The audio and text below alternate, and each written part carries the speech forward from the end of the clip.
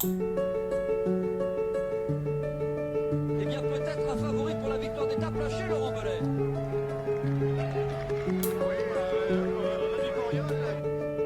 C'est gentil Thierry, pardon. Il fait pas de vélo le Thierry, hein, on voit bien. Il vient du foot le Thierry, on voit bien, on voit bien.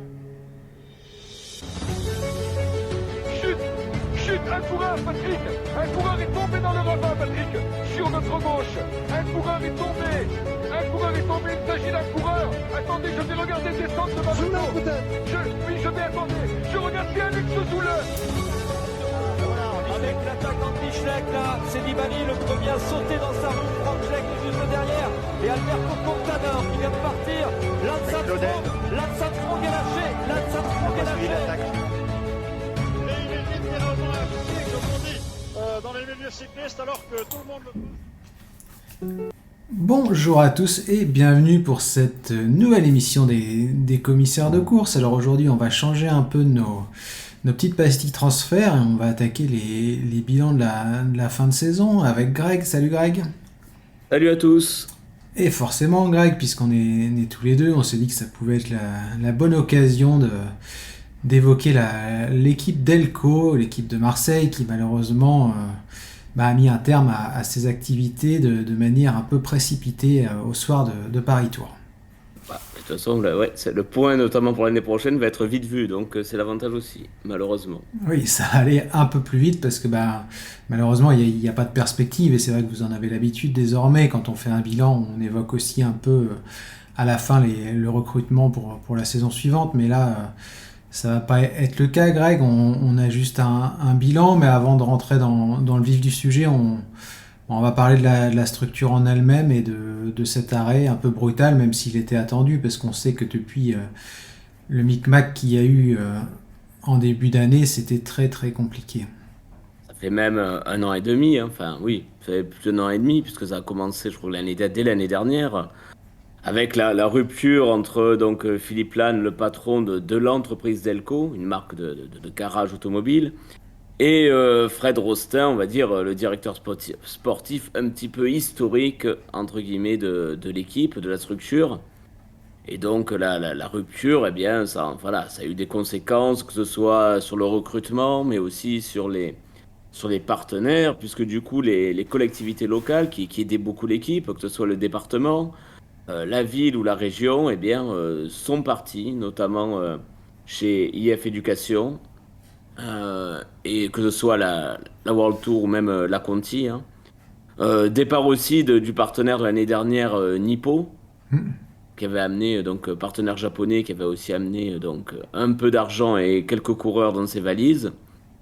Et donc forcément, il manque une partie du budget. Et l'équipe, alors... toujours difficile, hein, de faire le tri dans les infos qu'on a dans la presse, qui a tort, qui a raison, mais elle était en grande difficulté financière. On a parlé de salaires qui n'étaient pas payés ou à moitié. Il y a certainement aussi des contrats qui étaient en auto-entrepreneur, hein, dans l'équipe ou dans le staff. Donc compliqué. Et bon, alors je pense que personne n'a été surpris quand il y a eu l'annonce pour la fin de l'équipe, car c'est quelque chose que tout le monde sentait arriver. Ouais. Alors Greg, je voulais voir avec toi quelque chose. J'évoquerai Nippo après parce que c'est intéressant, mais on est dans un cas de figure qui est pas le même, je trouve, que pour les collectivités locales. Est-ce que pour toi qui habites Marseille, du coup, et la région marseillaise, c'est audible de voir la ville, mais aussi le département ou la région qui sponsorise une équipe suisse ou une équipe américaine? Quel est l'intérêt pour Marseille de faire ce genre de choses? Ouais, c'est pas non plus, à mon avis, un budget immense, hein. Enfin, j'espère quand même. Mais Oui, parce que c'est tes impôts, sinon qui partent aux États-Unis. exactement.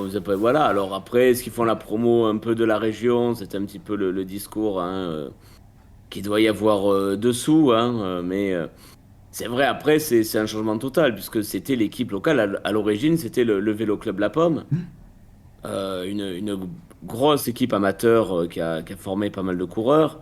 Et voilà, c'est vrai que là, enfin, c'était déjà, il y avait une distance qui avait été prise avec le club, le Vélo Club La Pomme qui existe toujours d'ailleurs.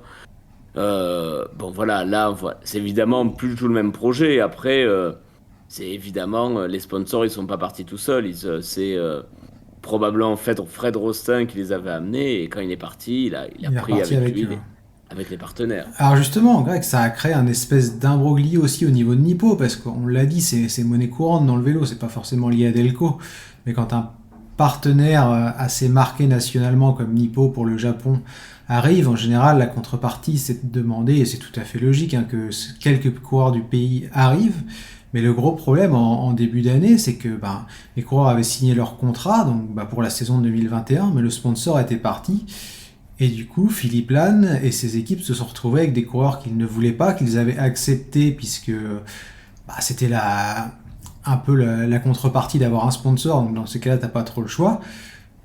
Mais ils se sont retrouvés, si je me trompe pas, et tu vas me dire si t'es d'accord avec ça, un peu à être les dindons de la farce, parce qu'ils avaient plus l'argent des sponsors d'un côté, mais de l'autre, ils avaient quand même à payer des salaires de coureurs dont ils ne voulaient pas. Oui, après, je pense pas que ce soit non plus des coureurs avec des salaires mirobolants. Ben oui, mais c'est vrai que quand on va dire le plan change en plein milieu du contrat et peut-être que voilà, enfin, c'est la conclusion qu'on aura, c'est que Philippe Lannes, il était voilà certainement un chef d'entreprise compétent, mais est-ce que gérer une équipe sportive et les particularités d'une équipe cycliste, c'est pas du tout la même chose. Et voilà, moi c'est l'impression que ça donne, que voilà, le milieu du cyclisme c'est quand même très particulier, les contrats, les relations avec les agents, les relations avec les sponsors, c'est une histoire d'agent aussi. On a Oui. souvent vu le nom je crois que c'est Robbie Hunter, qui est lié à Ancien plusieurs coureur coureurs. sud-africain, ouais. Voilà. Donc tout ça, voilà, c'est un milieu très particulier et peut-être pour un néophyte ou comme Mais est-ce qu'il a été un peu naïf, Philippe Lannes? Est-ce qu'il s'est fait avoir selon toi, ou est-ce que il y a Est-ce autre que c'est de chose? la naïveté ou plus de l'inexpérience, à mon avis? Parce qu'on peut pas dire que dans le milieu des affaires, ça soit tous Enfin, voilà, si à mon avis, s'il était si naïf que ça, est-ce qu'il aurait réussi à monter une entreprise comme Delco? Pas sûr. Mais voilà, c'est un manque d'expérience dans le vélo, de ne pas avoir su trouver très tôt les bons partenaires ou les bons interlocuteurs, peut-être. C'est possible. Et puis c'est vrai que tu l'as dit en début d'émission, c'est délicat de prendre position, parce que le vélo, le monde du vélo, on le sait tous, et pour d'autres secteurs, on va dire, est assez opaque. On a au final très très peu d'infos. Chacun, en plus, a un peu sa petite idée. Il y a des médias qui jouent un jeu un peu curieux, des fois, des médias locaux, je trouve, un peu comme pour l'OM de temps en temps. On sent il y a un petit parti pris, donc c'est délicat de trier le vrai du faux, et je pense qu'on s'en gardera bien pendant l'émission. C'est pour ça que peut-être que vous espérez qu'on prenne position, qu'on vous dise qui a tort et qui a raison, mais malheureusement on ne sait pas, parce qu'on n'a pas assez d'infos sur le sujet. Alors avant de passer au bilan, Greg, je voulais évoquer un dernier truc avec toi, parce que pour moi, Delco, ils avaient pris un virage très sympa, et c'était d'ailleurs attiré la sympathie de nombreux fans de vélo, qui après, les Daniel Diaz, les mecs un peu comme ça, l'affaire Di Gregorio, enfin les histoires un peu sulfureuses, étaient ravis de voir la formation phocéenne signée de jeunes talents, comme Binyam Girmay, comme Moulou aussi, on a eu Jacob DBC, on a eu le jeune Rajovic, etc. Enfin, il y avait un tournant qui était pris, qui était, moi je trouvais aussi très intéressant. Et est-ce que c'est pas, selon toi, d'autant plus frustrant de voir l'arrêt de l'équipe, là où sportivement, finalement, c'est jamais porté aussi bien? Oui, alors, historiquement, ça a toujours été finalement une équipe, on va dire, tournée vers la formation avec des jeunes talents. Puisqu'on en parle, rappelez-vous, il y a longtemps maintenant, il y avait même eu Dan Martin. C'est vrai. Maintenant, il arrête sa carrière, mais pour nous que ça remonte à la POM, ça s'appelait la POM Marseille à l'époque. Donc voilà, c'était aussi dans l'ADN de l'équipe d'avoir des jeunes talents, de donner, on va dire, la chance en Pro Conti à des coureurs assez jeunes. Et je pense que ça faisait aussi la popularité de l'équipe, parce que si on lit sur le forum, notamment dans le topic du bilan, on voit que globalement, c'est une équipe qui avait peut-être une meilleure image que d'autres Pro Conti, par exemple, notamment.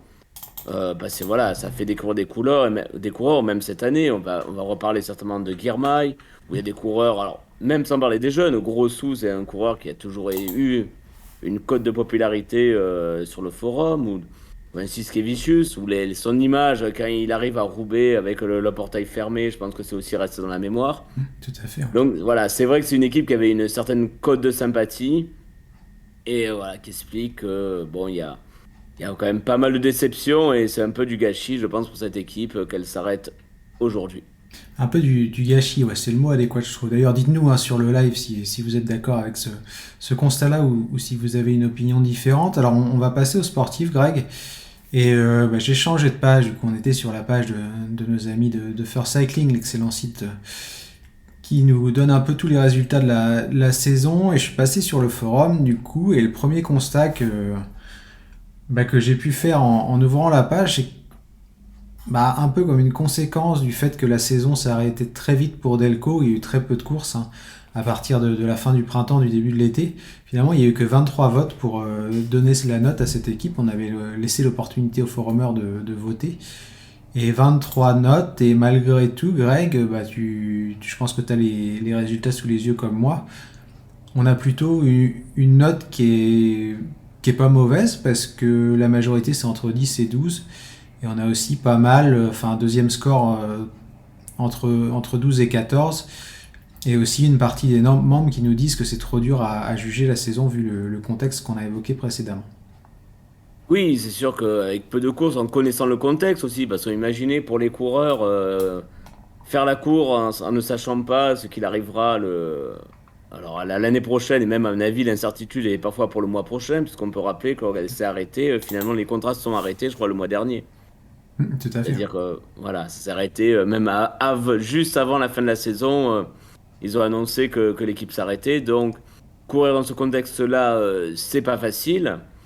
Donc, forcément, pour les coureurs, encore plus compliqué. Donc, oui, alors se baser sur les résultats, on citera peut-être la victoire donc, de José Manuel Diaz d'un tournoi sur le Tour de Turquie. Au classement général, ouais, qui est une course Pro Series, c'est quand même un beau succès cette année pour Delco. Ouais, évidemment, pour eux, c'était le succès, on va dire, de l'année. Hein, et l'équipe Greg, elle pointe quand même à une 26e place au classement ici, ce qui est pas mal vu le peu de jours des courses qu'il y a eu, je crois un peu plus de 100. C'est finalement pas une mauvaise chose. Du coup, nous, on a voté aussi et on a mis 11,8 à la saison de Delco. Oui, surtout vu le contexte, parce qu'en sachant qu'ils ont perdu plusieurs coureurs en cours d'année, et évidemment les meilleurs sont partis. Hein. On va peut-être parler après de Girmay. On va parler aussi peut-être de Zingle, de Zingle ou de Zenglé selon de Clément Berthet aussi. Ouais. Clément Berthet.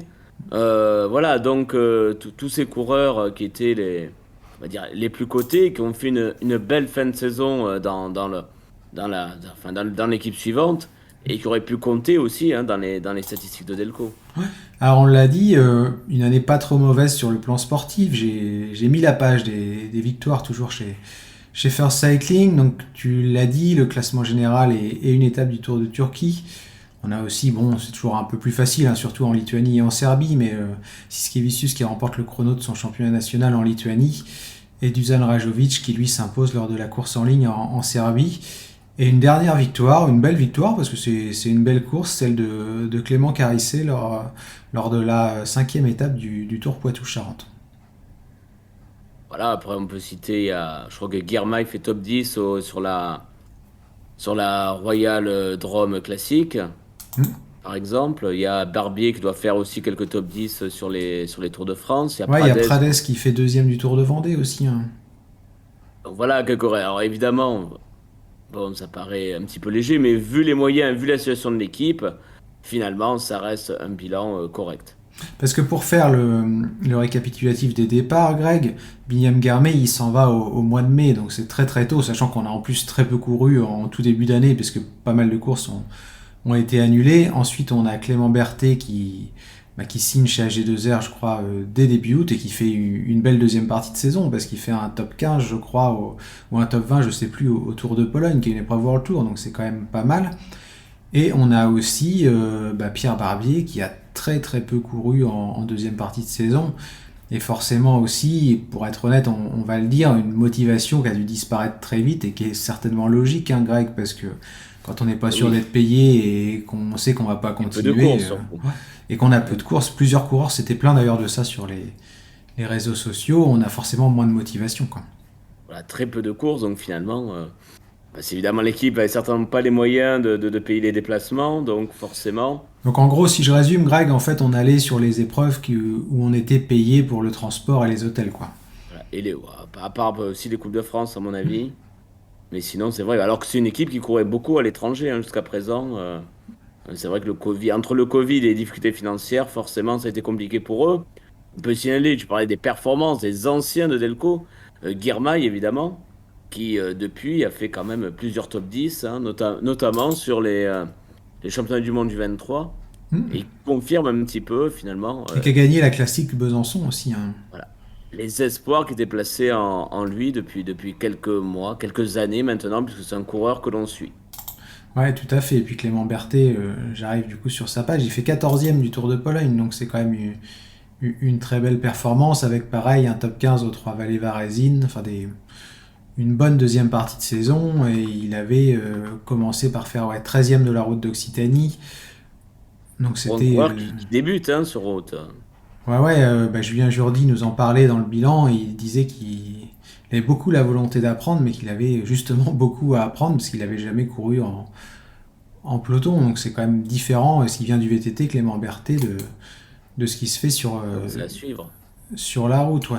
Alors, est-ce que tu as autre chose, Greg, qui te vient en tête quand on évoque la saison de Delco? On va forcément aller plus vite que pour d'autres formations, parce que, qu'on l'a dit, ils ont très peu couru, et il n'y a pas de perspective, malheureusement. Oui, après, voilà, on peut être inquiet aussi pour pas mal de coureurs. Est-ce qu'ils vont tous retrouver un contrat? Ben, c'est pas sûr. Hein. On peut faire un point. Alors, Prades retourne chez Cararual. Grossou, il va chez Androni. Goncalves, alors qu'on n'a quasiment pas vu, mais il y a une histoire aussi de contrat là, d'agent, va chez W52 Porto. Pierre Barbier, il va chez BNB Hotel. Et voilà, Clément Berthet, tu l'as dit, chez AG2R, et Girmay chez Intermarché. Il y avait Zingle, qui était aussi, qui était prévu, mais qui est... Et on a Stagiaire, Jensen qui va chez Riwal aussi, l'équipe. Il retourne chez Riwal. Ouais, visiblement Parce l'équipe danoise. Il en venait de Riwal. Mais pour beaucoup d'autres, hein, pour les Fedeli, pour les Trarieux, pour les Le Tournier. De Rossi aussi qui reste sur le voilà. carreau. Enfin, il y a Delio beaucoup, Fernandez, CPT Matros nous en parlait sur le live, il fait une bonne perf en Turquie aussi, parce que CPT nous dit qu'il termine 7ème. Diaz avait été annoncé chez Intermarché, oui. On l'avait annoncé nous aussi d'ailleurs, parce qu'on avait eu cette info-là, mais c'est pas encore signé, donc à voir si ça se confirme. Je crois que Siskevicius va chez Roubaix, mais je suis pas sûr. Mais après, Greg, il y a des coureurs malheureusement pour qui ça va être plus compliqué. Je pense à Moulou Ali Michael, notamment l'Éthiopien. Je pense à Jacob DBC qui était passé chez la Conti Groupama FDJ. Pour ces coureurs africains qui n'ont peut-être pas forcément la bonne nationalité. Pareil pour Ajovic, hein, qui lui est serbe. Ça va être plus dur, je pense, de se recaser. Voilà, mais oui, c'est vrai que déjà, c'est des coureurs, ils ont peut-être. Est-ce qu'ils ont les bons agents aussi pour les placer? C'est pas sûr Aussi, non plus. Mais je crois que Moulou avait eu toutes les difficultés du monde déjà à venir en Europe cette année. Hein.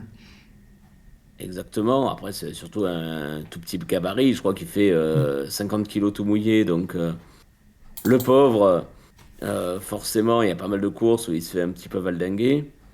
C'est vrai que les équipes en difficulté économique, Delco, c'en est peut-être malheureusement le triste exemple, mais il y en a beaucoup. Et c'est vrai, on peut penser aussi à tout le staff aussi, hein, les mécanos notamment. Tout à fait, ouais. C'est toute une équipe et pas mal de coureurs en difficulté, donc c'est ça aussi qui est triste. Parce que les Rajovic, pareil, c'était un pari intéressant de prendre Rajovic dans cette équipe, donc... Fedeli aussi, il a eu, cette année c'était plus difficile, mais l'année dernière il fait une bonne saison. Où il gagne, je crois, sur le Limousin, il gagne une étape, il me semble. Oui, Tour du Limousin, il gagne une étape sur le Limousin. Donc, il a peut-être retrouvé une équipe italienne, mais voilà, c'est un peu triste pour ces coureurs, pour cette équipe, parce qu'il y avait quelques bonnes idées et que elle ne sera plus dans les pelotons l'année prochaine. Tout à fait. Alors je pense qu'on a plus ou moins fait le tour, à moins que tu vois quelque chose d'autre à rajouter. Greg, on est désolé, hein, on va vite, mais on manque un peu de matière forcément, donc on va pas non plus faire traîner juste pour... Non, voilà, après, faire à traîner. suivre justement ces coureurs-là, ce serait intéressant de voir les Guermet, les Ingles, les Berthet, on peut citer aussi Alexandre Delettre, comment ça va se passer pour les années suivantes, parce que c'était à mon avis des bons coureurs et que voilà, ils méritent d'être peut-être plus mis en lumière. C'était des bons choix de recrutement. Et on en parlera peut-être sur d'autres équipes, mais c'est ce qui manque peut-être à certaines Conti Pro françaises, des choix de recrutement qui sortent de Audacieux, l'ordinaire, ouais. un petit peu origineux ou un petit peu audacieux, comme tu le dis. Et que voilà, Delco pouvait le faire, les autres Conti Pro françaises, c'est dommage qu'elles ne s'en inspirent pas parfois. Alors sur ces belles paroles, je te propose de clôturer l'émission. On va donner un peu les rendez-vous là pour la suite, comme on le fait habituellement. Déjà, on va continuer nos bilans. Comme je le disais, on profite des vacances de l'éducation nationale pour pouvoir regrouper une partie de l'équipe, en tout cas une partie suffisante pour pouvoir faire des bilans. Donc d'ici la fin des vacances de la Toussaint, on essaiera de caler tous les bilans des équipes françaises. On verra si on refait un point mercato à un moment, puis en fonction de l'actu, on verra ce qu'on fait. N'hésitez pas, hein, si vous avez des idées de débat aussi. On en a fait un sur les points UCI et les divisions que vous pouvez retrouver sur la chaîne YouTube ou sur Twitch également. Donc si vous avez des idées, n'hésitez pas à les poster sur les réseaux sociaux, sur notre compte ou sur le forum tout simplement. Puis du coup, il me reste à vous souhaiter à tous. C'est quand pour BNB cette semaine ou la semaine prochaine, ouais, on essaiera de faire ça. Donc Greg, je pense qu'à moins que tu aies quelque chose à rajouter sur le Tour de Guadeloupe, peut-être on fera un bilan aussi, parce que je sais que ça vous tient à cœur. Bah, on attend la fin, là, c'est tellement, ça change tous les jours, donc on fera peut-être Ouais. un petit retour plus tard dans la semaine. Peut-être lundi, alors à ce moment-là, on fera un petit bilan du Tour de Guadeloupe.